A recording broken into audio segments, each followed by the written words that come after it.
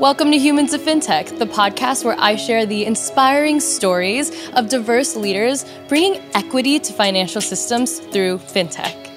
I'm Nicole Casperson. Money isn't everything.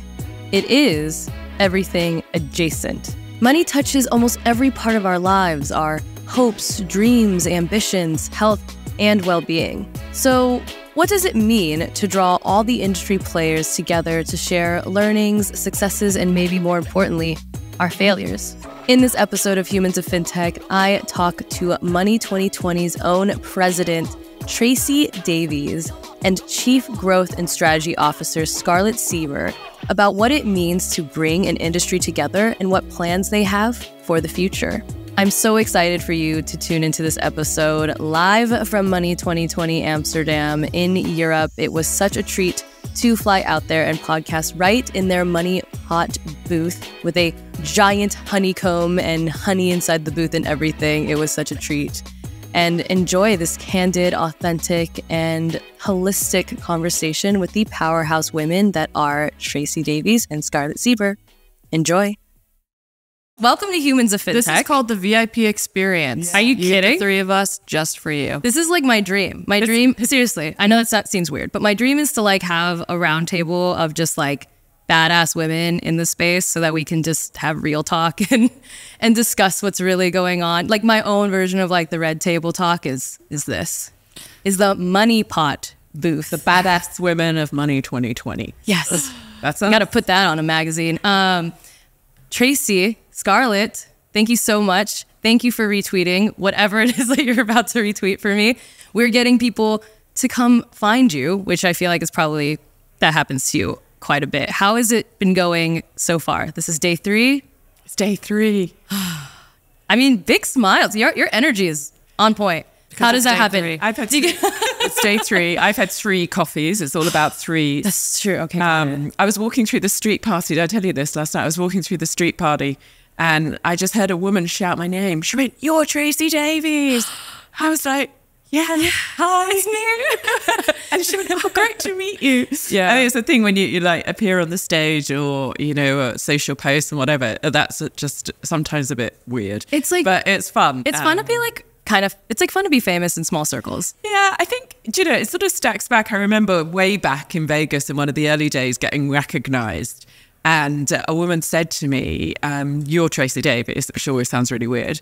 And she said, "I saw you on the stage today." And we were talking about Sally Krawcheck before. And I think I'd opened for Sally Krawcheck or I'd opened for another woman. And then there was another woman keynote. And back in 2016, that was quite unusual. Yes. Or 2017, I think it was. You know, we can talk about the transformation of the composition of our stages and gender and those kinds of topics. But she said, "Oh my God, I've never seen a woman open a stage like that for another woman."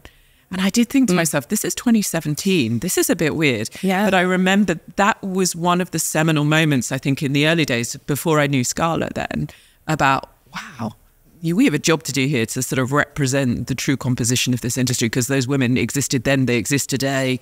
You know, they just weren't, for some reason, public enough on our stages. Right. So you'll know the journey to change that. But it's when I get recognized, not, you know, because it's just the job you do, but that meant something to her, you know, that there was a female leader of this business. And I remember then thinking, wow, okay, as I did last night when my name got called out in the middle of the street. I love that, in the middle of the streets of Amsterdam. I mean, it's why narrative and content and coming to these events and being super intentional about who you put on the stages is so important. Showing up is half, like a majority almost, of the deal. You know, I can't even tell you how many women that I'll have on my show who I'll prep. And, you know, I've been a journalist for a little bit now. And I'll have like the CEO of some amazing company who's like been on every cover, been on everything. And we'll be backstage before we're about to do a keynote or something. And she's looking at me like, "Nicole, I am scared shitless right now. What do I do? Oh my gosh, like, I don't know why I put myself through this." And I'm like, you put yourself through this because, 1, you're amazing. Let's just cut to that chase. And then 2, because every time that you put yourself out there and you share your story, you share what you're doing, and you share your product and all that stuff, you are literally opening the door for the next woman to see that and go, "Oh, that can be me." And that's huge. And people think that's like I think people see that too frivolously today, content and the seeing, right? But that meant something to her. There's probably thousands of women in that audience that meant something to. I think it's interesting because I think human beings get nervous about public speaking. It is a well-acknowledged fear. But I think in my experience of being backstage, way more women tell me that they're nervous than any of our men speakers. So I think there is a need, whatever, that's a whole sort of conversation, which I think is quite interesting. But, I get nervous before I go out on those stages. They're crazy. We all do, but sometimes people think they should mask it and they shouldn't, and all of those kinds of things. But it's quite scary when you go out and do public speaking. And I led a panel yesterday of RiseUp alumni, and we talked about it. And we talked about the only way it gets comfortable is if you keep doing it. Yep. There's no shortcut, no matter how much public speaking training you do and they live video you and play it back and make you watch it. The only thing that makes it easier is keep doing it. And Scarlett and I have the pleasure, the privilege of doing a lot of that. But I've sold my soul to keep doing it. I keep doing it, and you keep walking out there. And I mean, it's, we know that women in fintech are still largely underrepresented, and honestly, they're still largely underrepresented at industry conferences. And one of the best ways I've found to help is to tell this story, right? Is the showing up. And that's what you two do all the time. It's your job. You've dedicated your careers to showing up, to putting stages together that make a difference. And it's huge. And yeah, well, we do, which is true. But I think the other part of it is it's helping others show up. And so, and I think I'll talk a little bit about it from my perspective, but you would be fascinated, I'm sure, Nicole, when you hear Tracey's journey, because she was the original advocate for and pushing this forward. So it is about us being here, but then it's about us utilizing our platform and the voice that we have to help elevate the voice of others. And there's a myriad of ways in which we do that. But in terms of the stages specifically, because naturally, the content on our stages, Rachel says it best, like we talk about it all the time, like our job and how I think of our responsibility is to help set the pace for the industry. And so to do that, we need to make sure that the voices who are doing that are reflective of what that industry actually looks like. And you go all over the world. I used to go over all the world doing this. Like there are events happening everywhere, but Tracey years ago set that mandate from that earlier moment about we have speaker quotas. We make sure we have a certain percentage at minimum, and we set realistic goals and we build it up year over year over time. But, we have over 45% women on our stages, and it's a great and proud stat that we have, and that is reflective across every stage. It's really easy to just throw a stat out and say whatever else, but we make sure that from the biggest stage to the smallest stage, we have representation there. It's a great thing to do, but the amount of work to get to that is ridiculously hard.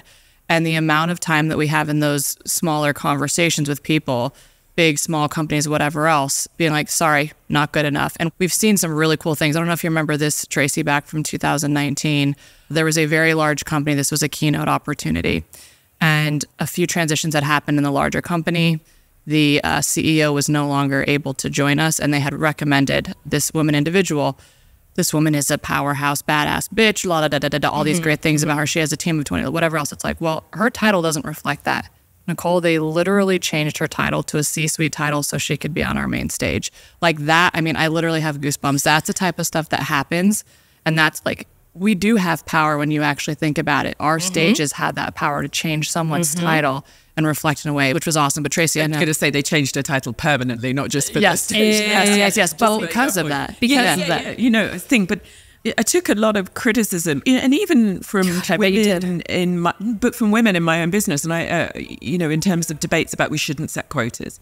And this is, to quota or not to quota, right? There's a whole debate about this. But there were some women in my own business who felt very uncomfortable about it because of obviously the accusation that you could get women appearing, let's just get a woman on that. And what I will be very clear is that these are fantastic subject matter expert women. Yes. And what we are doing is finding those women in organizations who they are now, but, more so. But back then were not naturally being put forward by organizations.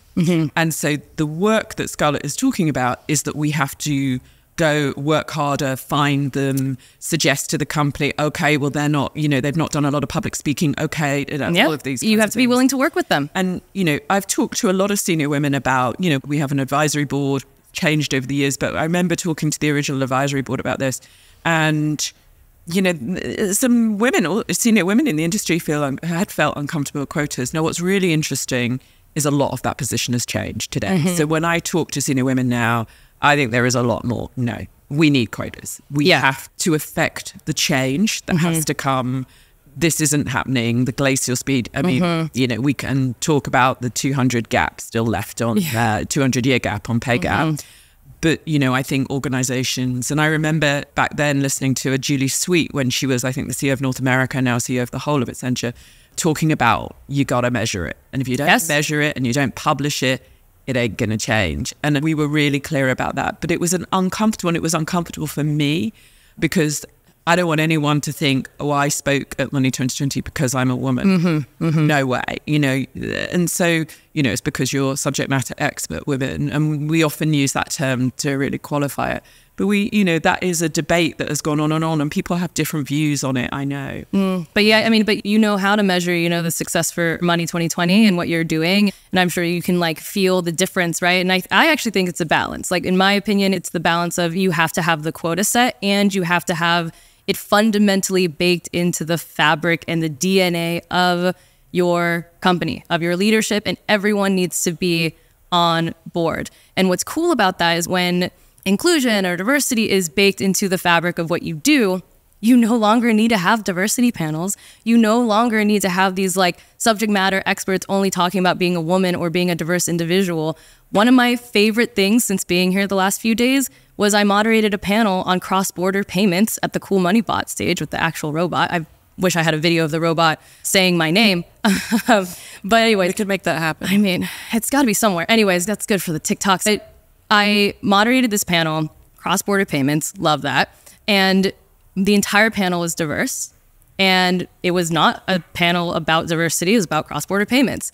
And guess what came up naturally without really me even prompting it was talking about financial inclusivity, talking about how when we build for the margins, we get the center for free, talking about the things that this entire industry is literally created to do, is bring access to finance to more people and help everyone make more money and everyone win. And so that was for me a highlight, was to be asked to do that and it naturally come up and it not, be a diversity panel or an inclusion panel or that type of thing. I mean, we obviously come from the place that it's just the right thing to do, right? That it should just obviously be diverse. But, you'll know the argument, that where you have diverse management teams, diverse boards, diverse businesses, they reflect society. If you reflect society, you understand what society, and there's this whole connection between the composition of an organization, the products they put out and how they serve all of the markets. And, this is the work, I'm sure you're familiar with, the work of Women's World Bank around this. Yes. And, Marianne's book around the billion people, women being excluded, and how the connection between the composition of the industry and the product, there is a direct link. Yes. And that theory, it's not even a theory, it's just true, and so that connection is really important. It's not just because it's the right thing to do, but it will have a knock-on to the other problems of so many women being excluded from the financial system globally, and not just as people think, oh, well, that must be a problem a long way away. I mean, we know that there is financial exclusion in North America, Europe. It isn't a problem, just for developing economies. I think that's sometimes the assumption that is made. Well, the assumption is that, especially in America, it's that, okay, well, we have a large banked population, so what do we need to worry about doing basic fundamental, financial inclusion work? And it's like, okay, but what about the people in America that still can't cover a $400 emergency saving, or the people in America that still can't, or that are making that are high earners or making over $100,000 a year, but are still living paycheck to paycheck? And, I did just come from Women's World Banking Summit in India, and it's just mind-blowing and incredible to see the work that's being done to just, especially by these fintech companies that are going completely to the fundamental issue of things like identity. The women out there who are working in farms, who are in poverty, who are, you know, working in villages, which is majority of India's population, they don't have IDs, you know. And I met a company out there called Paycode, should totally be on your radar, and they won their FinTech Innovation Challenge, one of the winners, and where they go out, their team goes out to these villages and by biometrics and internet free is able to open bank accounts for these people and these women. The issue is we still have many women in the world who aren't given a birth certificate, so there's no proof of their birth, you know. And obviously in India, there is the big system around identification, Aadhaar, I think is called, you know, where there's been great success with that, with getting digital identity verification on the population. But a large part of that stems from that many women there isn't a record of their birth. And that fundamentally, they don't even exist. You know, is where the problem starts. So, you know, it's a big topic, and you'll know the pension gap because of the pay gap. The average woman in North America has $1 million gap in her pension fund by the time she gets to retirement age, yet she will live for, I think the stats are 5 to 10 years longer than a man. So, you know, that impact of the inequality is running all the way through. You know, so, you know, it's a big issue. And then you're dealing with the issue of, you know, women struggling, you know, once they've retired. And that's a big problem. Yeah, and it has compounding effects that, and money, you know, and part of this description of our session is, you know, money isn't everything, it's everything adjacent. And the reality is that, right, without the money set right, that does lead to things like domestic violence. It leads to things like homelessness. It leads to all these other even larger issues, but it really does center around being able to understand finances fundamentally. But anyway, I want to, I'm like, we could go down this road. We could go anywhere here, couldn't we? Forever. But I do want to quickly, so one thing I always love to do on my show is to ensure that like my audience gets a sense of how you got here. And it's important, and it can be quick. Tracey's like, I know. I mean, and feel free, just any like anecdote, but I really am trying to demystify that, you know, coming into this industry, you need a certain thing, like a certain criteria, a certain degree, a certain anything. When the reality is that FinTech is an innovative and new industry, and you can really come in from anywhere if you're down to be passionate about this space. And so, yeah, I mean, Tracey, maybe I'll start with you. What brought you here? Well, I'm an outsider now on the inside because I'm not a FinTech finance person. So, you know, my job as the president, I'm the business lead, you know, so my background is a media career. I ran business to business media brands. That's what I do in different industries. So before this, I've run it in the publishing industry. I ran in the retail industry. So I was doing that. I just happened to be working at the company that bought Money 2020 in 2014. So I had been a, you know, media executive running other B2B brands for them. And then they bought Money 2020, and they wanted, you know, a business executive to lead the business, and they asked me to do it. And I'd run large events, nothing as large as this. Most people haven't run anything as large as this, but I'd run a lot of events and sort of brands. And they asked me to do it. And I was like, I'd heard of it. I'd gone to visit the first one that we did in Europe. So I knew it was special. I knew it was fabulous. And then they asked me to do it. So I happened to be, you know, have a good track record in the company that bought it, but I didn't have a FinTech background. And a lot of the people who work at Money don't in some of the business or operational roles. But then, you know, I started running it. I think 6-7 weeks later, I was living in New York. And, you know, I moved there for the first 2 years because that's where the business was centered at that point.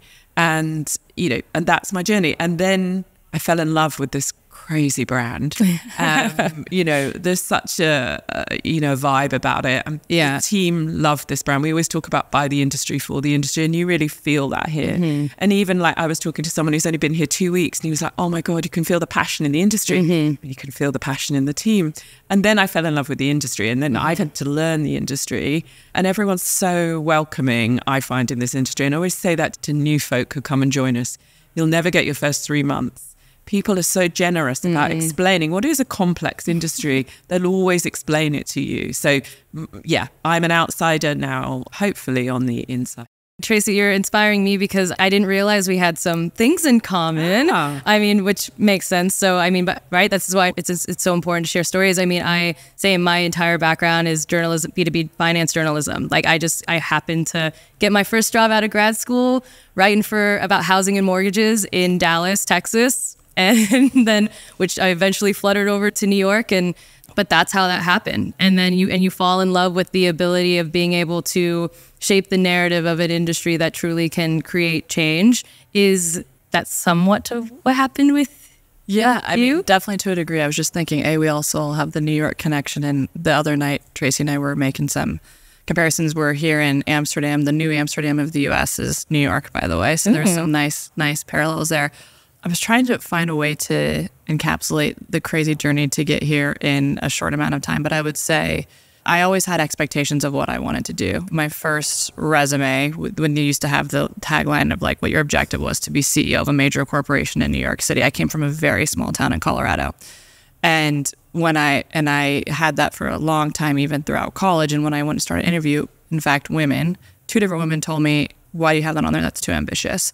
That's never going to happen. And so anyways, my path was a very complicated one. I was an accounting major, stumbled into entrepreneurship, fell in love, loved the startup vibe, startup culture before it was a really big thing. Never thought I was going to do anything else.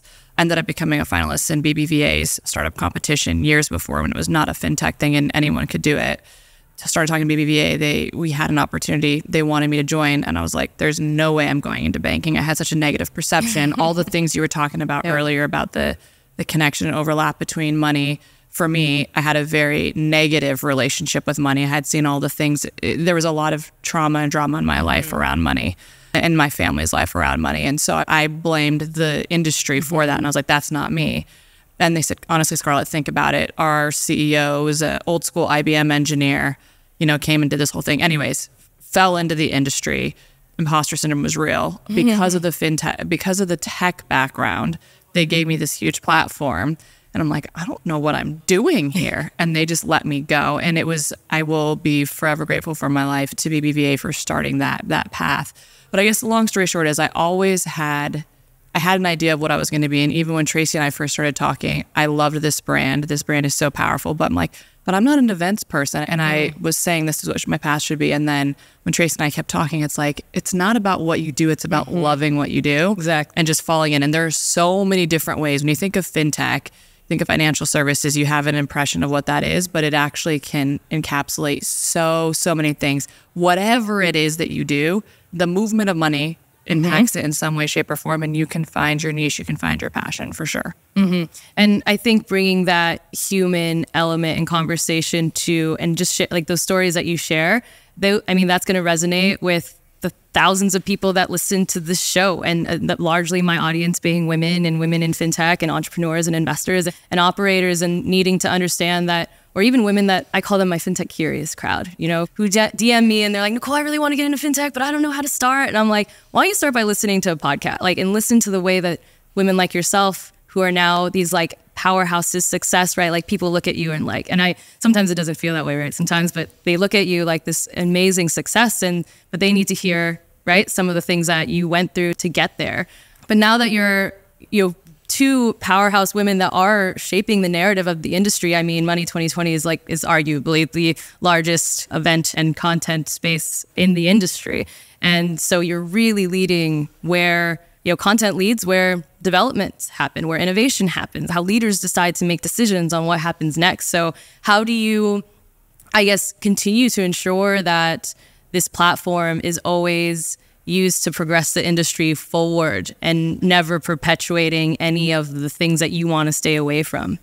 I would say for me, it's two things. I'd say, first of all, having a female boss, I have not had a great track record with that. And the psychological safety that is so important to me that she provides and allows us to flourish. So to your larger point around that, I think that is the same things that I push in my team. And when you have a team of experts, I see one of them who's staring at me right now with a beautiful face, from fintech, allowing them to be themselves and test the crazy shit, because we are a public company. We need to produce results for our shareholders. We have to make sure that we hit specific goals, but there are many different ways to do that. And so it's allowing us to do small tests in interesting ways. Even this, Rachel is the one who started the Money Pot. It was a little baby brand within what we were doing.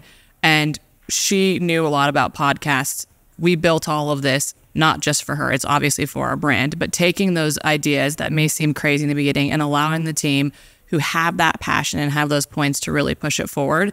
And then, like I said, too, about setting the pace of the industry, the team out there, our entire content team, Nicole, across the world, all comes from fintech. We have ex-journalists like you. We have people who come from a venture fund. We have people who are operators from they've seen it from every angle, and they challenge each other all the time to make sure this isn't good enough. We need to be better here, because it's really easy to get a bit complacent, especially when you're thinking about, we have 200 plus sessions here. We have 300 plus speakers.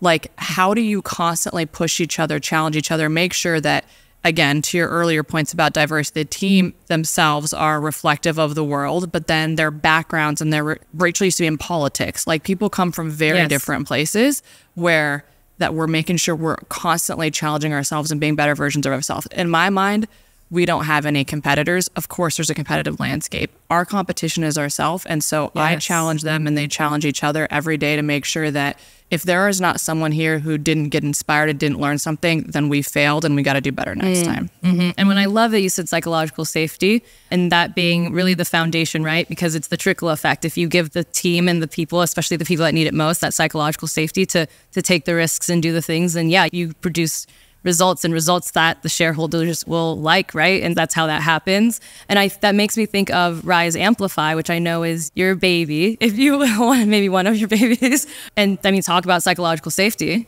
I mean, that's a space that really brings that to the table. I mean, will you, for the listeners that maybe don't know, share a little bit about that? So RiseUp is now 5 years old, which I find incredible. Baby's grown up. A baby's grown up. So I started it. I'd done a similar program, actually. I'd had experience of doing this. I'd done something called Be Inspired in the UK retail industry. Or I'd just created it and then I left, and they've taken it on to be amazing, full credit to them. And so I knew I was going to do some kind of program.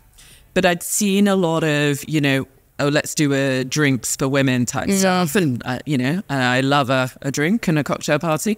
But, I wanted to create something that was meaningful, that was tangible and had real impact. And, I'm not saying that a cocktail party doesn't, but, I had a vision that was slightly different. And so I wanted to create this program where we would bring women together. And one of the sort of passions and real focus areas around that was about building out women's networks.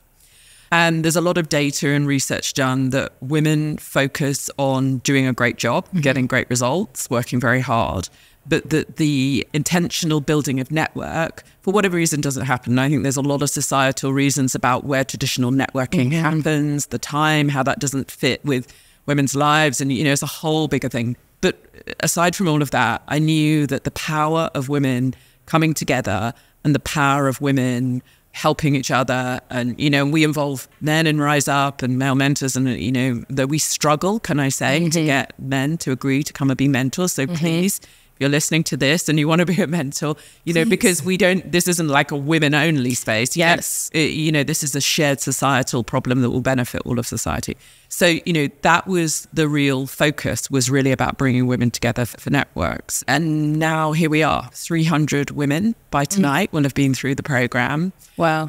We have 30-ish places in each cohort. We get about 250 applications for each cohort now. There's a lot of demand. And, we've always kept the program quite small. So it is a program, we always call it an accelerator program for ambitious women, happens at each of the shows. And that was the original program. And that alumni have gone on, and, now there's 300 of them out there, and they are passionate. They pay it forward. They advocate for us. They come back. They're ambassadors. I mean, they're amazing. They've gone back to their organizations. And then lots of senior women in organizations, Veronica Steiner at JP Morgan is a massive supporter of us, and, feels bad to name one because there are so many. Susan Barton at EY. There's been so many women over the years who have helped us create this. it really is, an industry initiative as well as the Money 2021. And then, we took, and I'll talk about this, we took criticism, it's, why aren't you doing more for women? Why aren't you doing other things? And I had the great privilege, thanks to Scarlett, to interview Nicole here on Tuesday.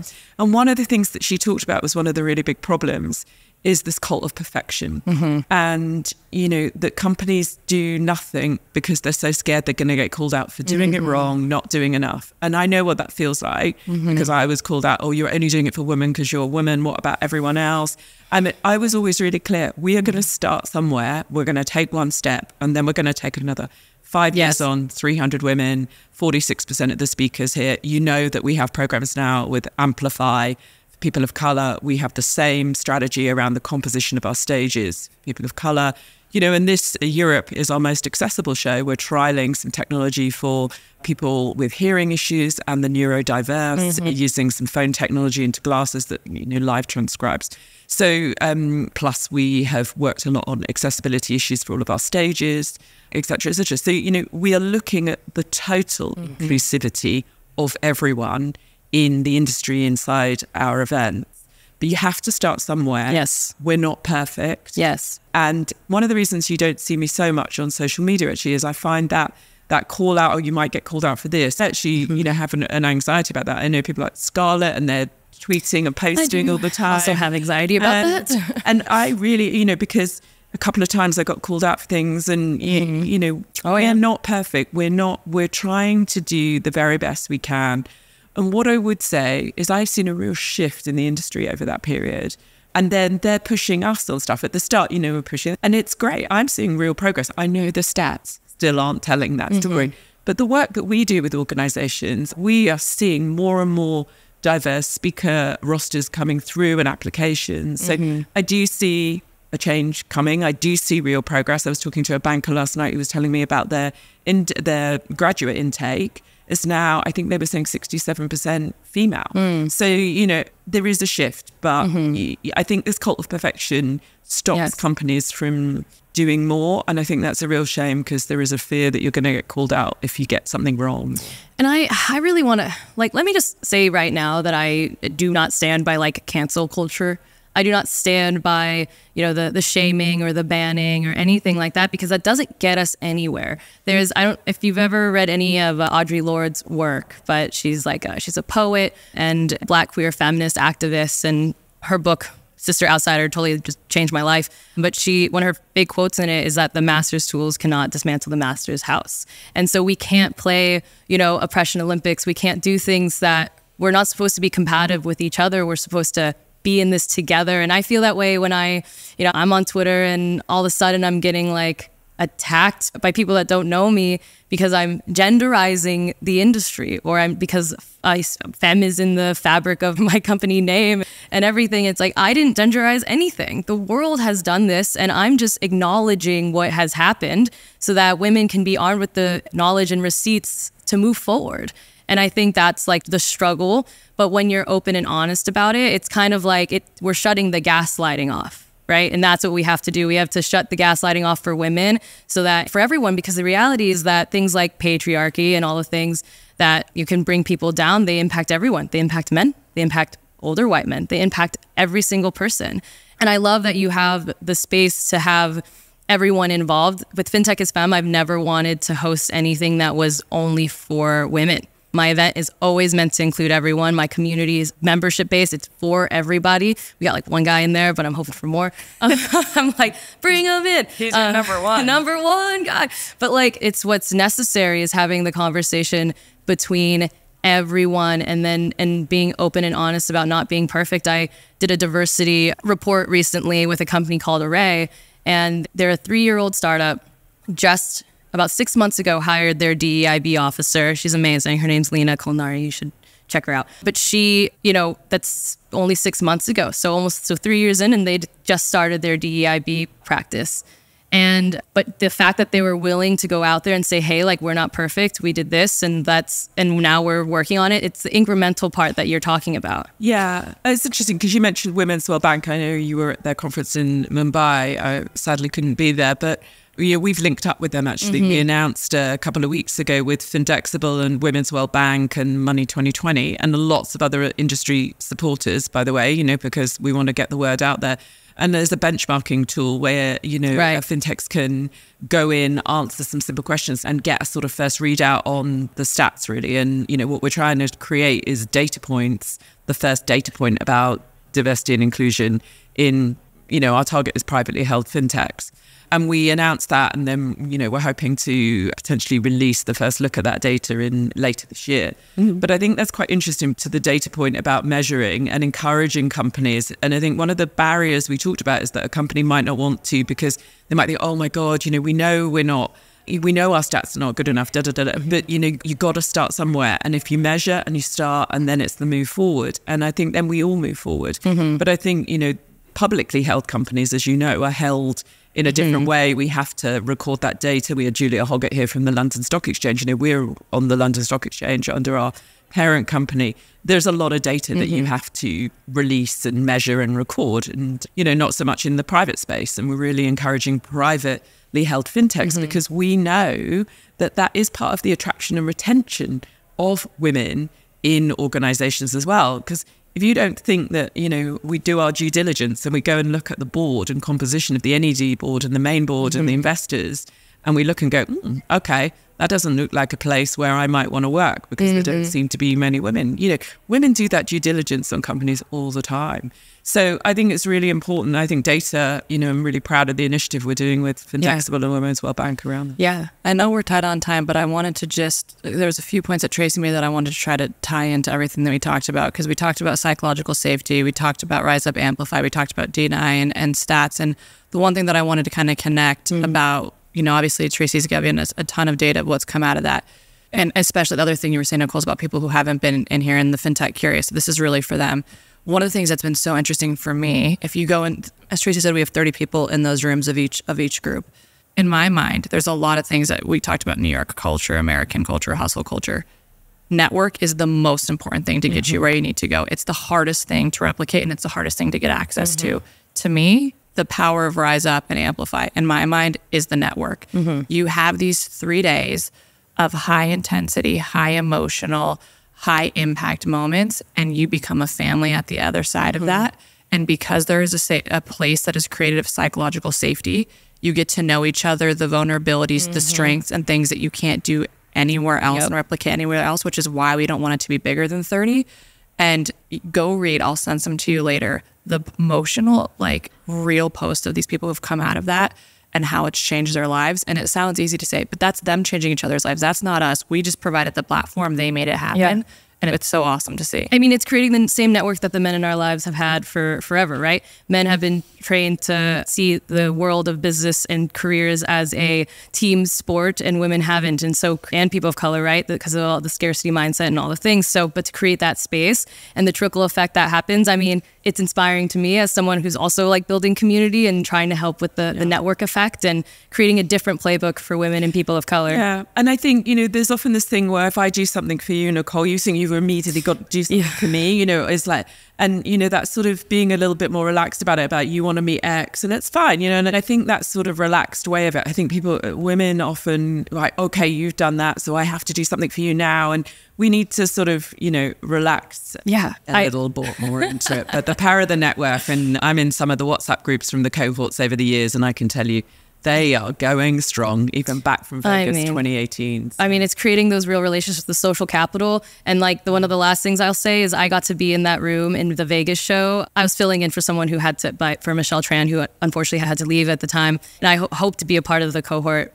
officially. But I was in there and I entered that room and I was like, oh my gosh, this is where the women and people of color are. I feel so safe. Oh my gosh. Oh my gosh. And then I had never had so many people come up to me after I spoke and just be everything that you just said. Hi, oh, I'm biracial too. Oh my God. And all the connectivity, you feel so safe. And now I'm I want to be here all the time. And that's the sauce. That's the juice. That's how you get women and people of color in this space. Tracey and Scarlett, thank you so, so much for all of the work you're doing.